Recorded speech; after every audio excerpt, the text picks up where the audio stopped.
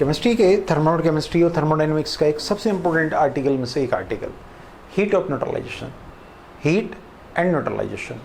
तो कहीं ना कहीं हम न्यूट्रल कर रहे हैं किसी चीज़ को, और न्यूट्रल हम किस चीज़ को करते हैं, यहाँ पर हम जो न्यूट्रल करने जा रहे हैं, एक एसिड को एक बेस से जब रिएक्ट कराते हैं तो उनके बीच में एक रिएक्शन होगी, उस रिएक्शन के होने पर एक एनर्जी रिलीज होगी, और जब एसिड और बेस आपस में रिएक्ट करेंगे तो एक सॉल्ट बनाएंगे। तो हमारे पास में क्या बात हुई, हमारे पास में ये बात हुई कि जब एक बेस रिएक्ट करता है एक एसिड से तो एक सॉल्ट बनाता है और एनर्जी को रिलीज करता है। सॉल्ट अपने आप में कैसा होता है, न्यूट्रल। इस समय एक हीट निकल रही, तो दिस इज न्यूट्रलाइजेशन प्रोसेस, और heat is known as heat of neutralisation. ये अगर इधर की ओर आएगा तो then it will be -13.7, means heat of neutralisation is equal to -13.7। Release होते समय इस तरह से दिखाया जाएगा, किलो कैलोरी पर मोल, किलो कैलोरी पर मोल। ओके, ये हीट ऑफ न्यूट्रलाइजेशन दोनों स्ट्रॉन्ग है, 100% ब्रेक होते हैं। स्ट्रॉन्ग का मतलब 100% OH minus, 100% H plus, both are strong. 100% OH 100% H plus का समीशन 13.7 एनर्जी रिलीज करेगा। Heat of neutralisation basically formulated होता है heat of ionisation plus heat of H plus OH minus. This is a very fix value, ये fix value -13.7 kilo calorie per mole, ये अपने आप में एक बिल्कुल फिक्स वैल्यू है। कितना होता है, -13.7। किसका, H प्लस और OH माइनस के बीच में जब हम वर्क करते हैं, दोनों को जोड़ते हैं, तो जो एनर्जी रिलीज होती है उसकी वैल्यू होती है 13.7 किलो कैलोरी पर मोल। ठीक है, this heat of ionisation is what, ये क्या होता है। Heat of ionisation basically ionise करने के लिए जितनी एनर्जी की जरूरत पड़ती है, the energy required to ionise, if we are having strong NaOH और HCl, स्ट्रॉन्ग बेस है, स्ट्रॉन्ग एसिड मैं बता चुका हूँ आपको। स्ट्रॉन्ग बेस आपके कौन से होते हैं, जो फर्स्ट ग्रुप में होते हैं, जो हमारे पास में फर्स्ट ए और सेकंड ए ग्रुप के होते हैं, वो स्ट्रॉन्ग बेस होते हैं, 100% ब्रेक होते हैं। और स्ट्रॉन्ग एसिड कौन से, मैं बताया था, HF, H2S, N3H, RCOH, H2CO3, इनको छोड़ दिया जाए, एक्सेप्ट दीज, इनको अगर मैं छोड़ दूं तो इसके अलावा जितने भी होंगे वो सब के सब स्ट्रॉन्ग होंगे। These all are weak acid, other are strong, 100% break होंगे। 100% OH मिलेगा, 100% H प्लस मिलेगा, दोनों का सम करने से जो एनर्जी रिलीज होगी वो हीट ऑफ न्यूट्रलाइजेशन होगी। So come to the main point. इस कॉन्सेप्ट को आगे बढ़ाने के लिए मैं इस चीज़ को रब कर दे रहा हूँ। मैंने आपको बता दिया कौन स्ट्रॉन्ग है, कौन वीक है। So come to this concept, what delta H ionization, heat of ionization की वैल्यू होगी 0 फॉर किसके लिए, स्ट्रॉन्ग के लिए। So heat of neutralisation is equal to -13.7 kilo calorie per mole. Heat of neutralisation ये होगा -13.7 किलो कैलोरी पर मोल अगर strong है। स्ट्रॉन्ग का मतलब अपने आप टूटता है, टूटेगा, H प्लस और OH माइनस एक दूसरे के क्लोज आएंगे, एनर्जी रिलीज होगी, 100% एनर्जी निकलेगी, दैट विल बी 13.7। इफ वो वीक है, सपोज करिए HCN है, NaOH, NaCN प्लस H2, इस समय जो एनर्जी रिलीज होगी दैट विल बी 12.4 या समथिंग, वो कम होगी, that will be less. Why, ऐसा क्यों है, क्योंकि यहां से जो H प्लस मिल रहा है वो मुझे 100% नहीं मिल रहा है, नॉट 100%, क्योंकि ये वीक है। यहां से जो H माइनस मिल रहा है दैट इज 100%, वो 100% मिलता है, वो 100% मिलता है। तो ऐसे में जो एनर्जी रिलीज होने जा रही है वो हमारे पास में क्या, 12.4। क्यों ऐसा, क्योंकि इस बार हमें आयनाइज करने की जरूरत पड़ेगी, we need the ionisation. HCN को ब्रेक करने के लिए, क्योंकि वीक है, ब्रेक करने के लिए हमें कुछ एनर्जी की ज़रूरत पड़ती है। वो एनर्जी हमारे पास में आयनेशन एनर्जी होती है। तो जब हम क्या करेंगे, जो एनर्जी हम कुछ प्रोवाइड करेंगे यहाँ पर, सपोज करिए हम कुछ एनर्जी प्रोवाइड कर रहे हैं, समथिंग एक्स हमने प्रोवाइड की, प्लस का मतलब एनर्जी प्रोवाइड कर रहे हैं, और ये 13.7 है। ये कितना है? 13.7 है। Then the sum will be, क्या होगा, ये मान लीजिए 1 है, 2 है, तो जो रिलीज एनर्जी होगी वो 13.7 से मैग्नीट्यूड वाइज कम होगी। 13.7 रिलीज होती, उसमें से कुछ एनर्जी हमने रोक ली HCN को ब्रेक कराने के लिए, क्योंकि वो वीक है, वो खुद नहीं टूट पाता, उसे तोड़ना पड़ता है। So energy release will be less, magnitude wise वो क्या होगी, कम होगी। तो वीक के केस में एनर्जी लेस होती है, क्योंकि आयनेशन के केस में वहाँ एनर्जी कुछ ज़रूरत पड़ जाती है, 100% रिलीज नहीं हो पाती है। अब जो हमारे पास में बात आती है वो ये आती है कि क्वेश्चंस किस तरह के होते हैं। Very important part is type of problem. आखिरकार क्वेश्चंस किस तरह के हुआ करते हैं, वो हमारे लिए सबसे इंपॉर्टेंट होता है। Types of problem, types of problem, कैसी कैसी प्रॉब्लम्स आती हैं। फर्स्ट, मान लीजिए मेरे पास एक HA एसिड है, मेरे पास में एक HB एसिड है, मेरे पास में एक HC एसिड है। बेस से रिएक्ट कर रहे हैं, हीट ऑफ न्यूट्रलाइजेशन दिया हुआ है -12.2 -10.4 -13.4। हमसे कहेगा मोस्ट एसिडिक, सबसे ज़्यादा एसिडिक कौन है? HC, फिर HA, फिर HB।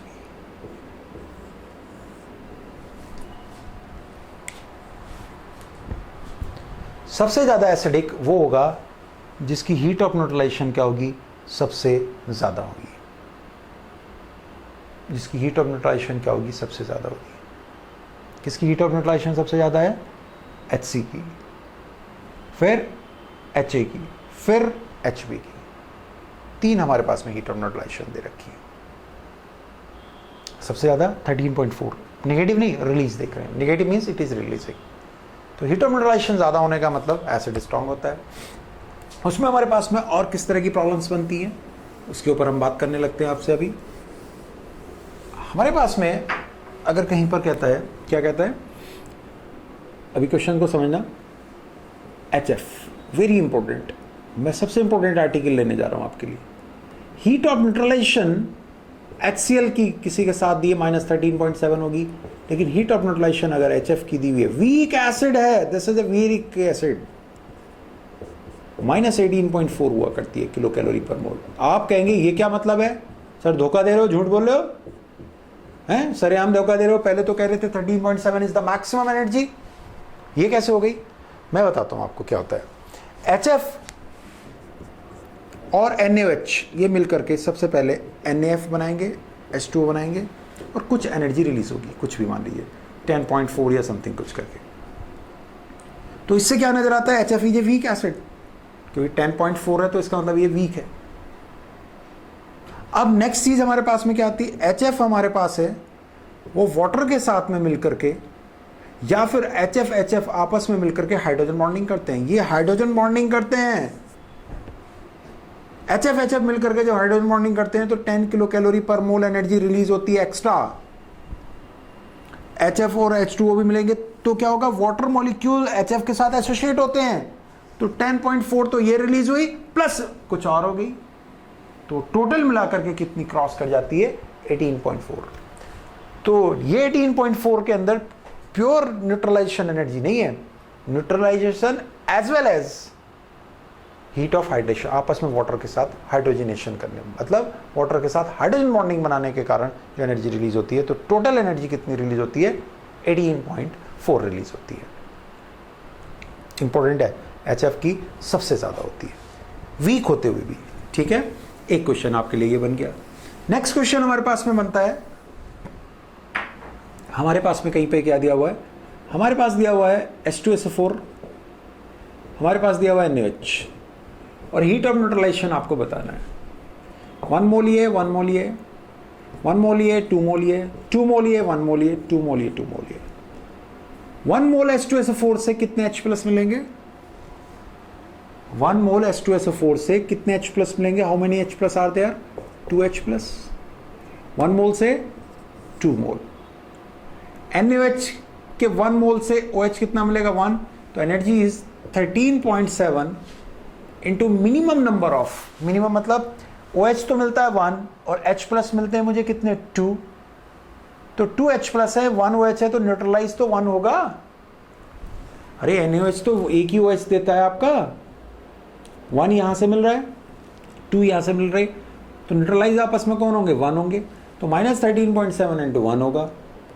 -13.7 इंटू 2 NaOH से 2H माइनस मिलेंगे और 1 H2SO4 से 2H प्लस मिलेंगे. तो यहां भी मल्टीप्लाई कितना होगा? 2 होगा. क्यों? 2OH और 2H प्लस. 1 NaOH से 1 OH, 2 H2SO4 से 4H प्लस. H प्लस कितने हैं? 4 है. और यहाँ OH कितना? 1 है. तो 13.7 इंटू 1 हो जाएगा. यहाँ देखें 2 H2SO4 से 4H प्लस और 2 NaOH से 2OH माइनस. 4H प्लस है, 2H है, तो मिनिमम कौन है? मिनिमम से मल्टीप्लाई करते हैं into 2. These are the what? These are the heat of neutralisation. ये हमारी यहाँ पर रिलीज होने जा रही है. ठीक है, बात समझ में आई यहाँ तक? चलिए, और कैसी प्रॉब्लम इसके अंदर बन सकती है? और हमारे पास में जो इसकी प्रॉब्लम बन सकती है वो ये है कि हमारे पास में डायरेक्ट प्रॉब्लम दे सकता है. कैसा? The amount of energy release when 20 ml of 0.5 m NaOH are mixed with 100 ml of 0.1 m HCl is x kilojoule. Calculate the heat of neutralization in kilojoule. चलिए,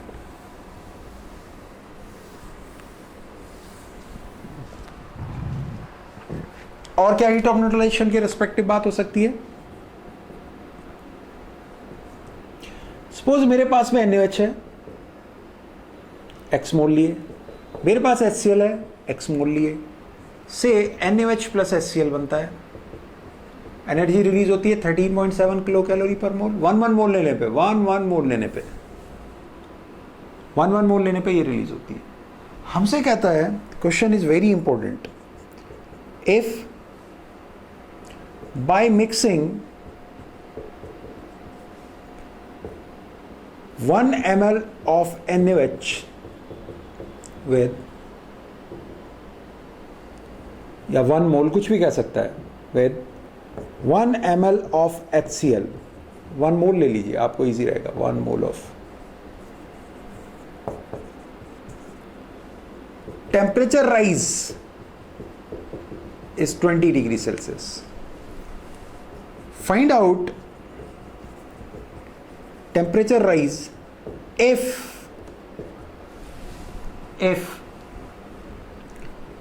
100 moles of NaOH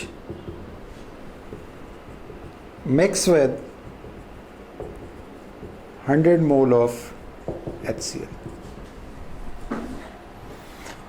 1 mole of NaOH को 1 mole of HCl से mix कराने पे जो temperature rise होता है वो 20 degree होता है.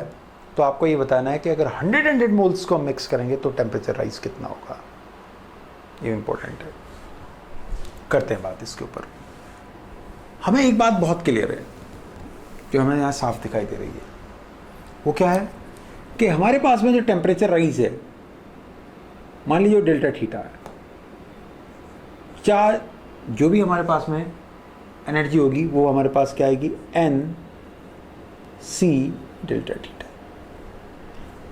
N is number of moles, C is molar heat capacity, delta theta is temperature. ठीक है, याद रखेंगे.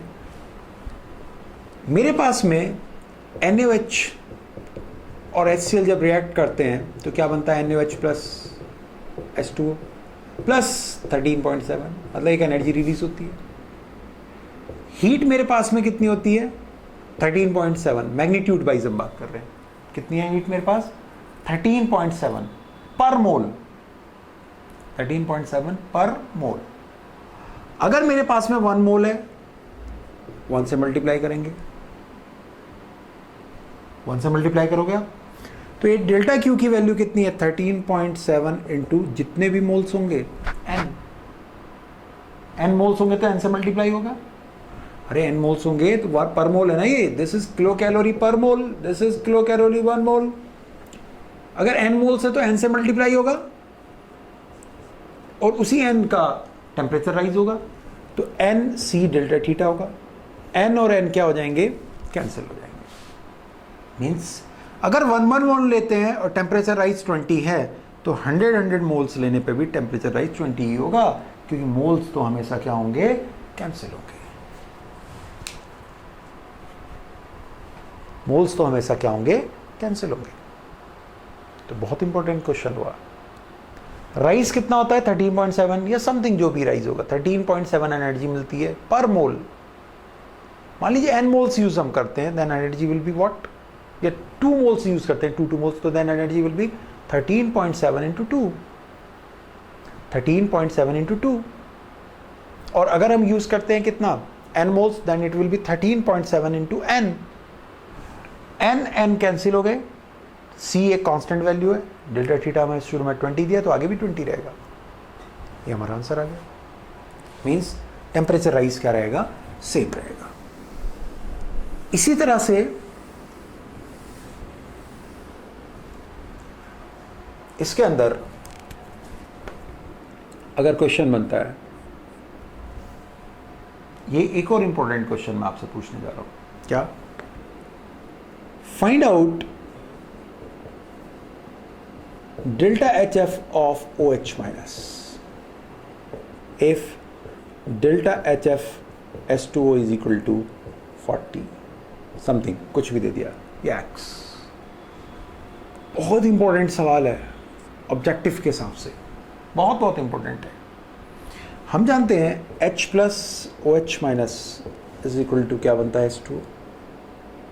इस समय जो एनर्जी रिलीज होती है, जैसे बोलते हैं हीट ऑफ न्यूट्रलाइजेशन, कितनी होती है 13.7 किलो कैलोरी पर मोल, ये होती है। तो हीट ऑफ न्यूट्रलाइजेशन हमारे पास में क्या होगा, ये हीट ऑफ न्यूट्रलाइजेशन है, तो हमारे लिए तो ये हीट ऑफ रिएक्शन हो गया। क्या होगा, heat of reaction is equal to delta HF of product minus delta HF of reactant. Product में कौन है मेरे पास, डेल्टा HF किसका दिया हुआ मुझे, H2O का। रिएक्टेंट में कौन है, डेल्टा HF किसका दिया हुआ है, H plus plus delta HF of किसका दिया हुआ है, OH माइनस। अगर मेरे पास ये रिएक्शन है तो क्या होगा, product minus reactant, delta HF of H2O minus delta HF of H plus और OH minus. Delta HF of H2O, heat of formation of H2O में दिया, बाई चांस मान लीजिए दिया हुआ है, मान लीजिए मैंने कहा इतना ही होगा 40। H प्लस स्टैंडर्ड होता है, इसका होता है 0, H plus is the standard value, minus delta HF of OH minus. Heat of reaction, जो रिएक्शन होने जा रही है H प्लस OH माइनस के बाद में जो H2O निकलता है, तो इसकी हीट ऑफ न्यूट्रलाइजेशन माइनस 13.7 होता है, तो माइनस 13.7, तो यहां से कैलकुलेशन हो जाएगी। जेई मेंस और जेई एडवांस के लिए, AIPMT के लिए सबसे इंपॉर्टेंट प्रॉब्लम में से एक प्रॉब्लम है। इन सारी प्रॉब्लम्स को, इन सारे कॉन्सेप्ट्स को मैं इस मिक्सचर से बाहर रखना चाहता हूं, इन्हीं थ्योरी के साथ, इन्हीं सब्जेक्टिव के साथ। अगर देखिए क्या है, सब्जेक्टिव को हम उस हिसाब से लेना चाहते हैं जैसे आप 11th में स्कूल में कर सके, ऑब्जेक्टिव को हम उस हिसाब से लेना चाहते हैं जो स्कूल को एक तरफ फेंकिए और IIT, AIEEE, AIPMT, JEE mains या एडवांस को फोड़ दीजिए बिल्कुल। इसलिए वो सेपरेट बुक में आपको दूंगा इस तरह के कॉन्सेप्ट्स की। क्या, H प्लस O, ये बोर्ड लेवल पे, स्कूल लेवल पे नहीं आएगा आपका। H plus OH minus equal to H2O, delta HN is equal to this one. Heat of neutralisation की वैल्यू इतनी होती है। हीट ऑफ रिएक्शन, ये जो रिएक्शन है ये न्यूट्रलाइजेशन है, बाई चांस ये एनर्जी में दी हुई है, हमारी वैल्यू हमारे पास आ गई, कैलकुलेशन हो गई। ठीक है। तीसरी बात, थर्ड क्वेश्चन, सपोज हमारे पास में जैसे यहां दिया हुआ है क्वेश्चन में 20 ml ऑफ 0.1 m NaOH को मिक्स करा 100 ml of 0.1 m HCl। Heat of neutralisation बताना है। दोनों स्ट्रॉन्ग है, no doubt. Heat of neutralisation मुझे पता चल चुका है, that will be -13.7 kilo calorie per mole ये होने जा रहा है। लेकिन मुझे ये पता चलना चाहिए कि मिनिमम मोल्स कितने हैं। ये मैंने आपको पहले भी बताया था, मिनिमम मोल्स निकालें। तो मैं जानता हूँ molarity is equal to moles over volume, then moles is equal to molarity into volume. Molarity is what? 0.5 into volume is 20/1000. Not should be in ml, it should be in liter. So it is कितना हुआ? 10 to the power -2.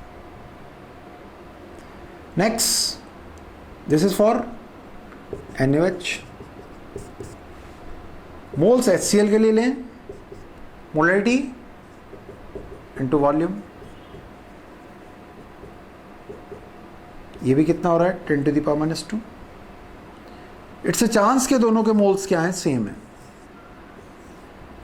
So heat release जो भी होगी that will be -13.7 into 10 to the power -2. This is the answer. Minimum moles निकाल लीजिए और इससे chance के दोनों के मोल्स क्या आ गए हैं? सेम आ गए हैं। बाई चांस दोनों के मोल्स सेम आ गए। इसी तरह से इक्विवेलेंस से रिलेटेड होते हैं नॉर्मलिटी से। नॉर्मलिटी अगर मेरे पास में दी हुई है तो जिसके मिनिमम इक्विवेलेंस होंगे वहां नंबर ऑफ H+ की काउंटिंग नहीं करते हम। जैसे मान लीजिए H2SO4 के 2 मोल्स हैं, से क्या मिलेंगे? 4H+। तो उसकी काउंटिंग हम अगर 2 इक्विवेलेंस हैं तो हम 2 इक्विवेलेंस को लेकर के चलते हैं। तो ये हाई लेवल पे आपको करेंगे, यहाँ फिर आप कंफ्यूज हो जाएंगे। इस जगह पर मैं इस तरह की प्रॉब्लम्स को आपको दूंगा, समझाऊंगा, एक DVD दूंगा, ट्रमेंडस DVD मैं आपसे कह रहा हूँ, फोड़ दोगे अच्छे से को। लेकिन मैं चाहता हूँ पहले इन कॉन्सेप्ट्स को हम बाहर निकलते चलें। आप स्कूल लेवल पे 11th में, अगर आप पास आउट या 12th में हैं तो फिर एडिशनल जो मैं बुक दे रहा हूँ उसके साथ आप वर्क करिए।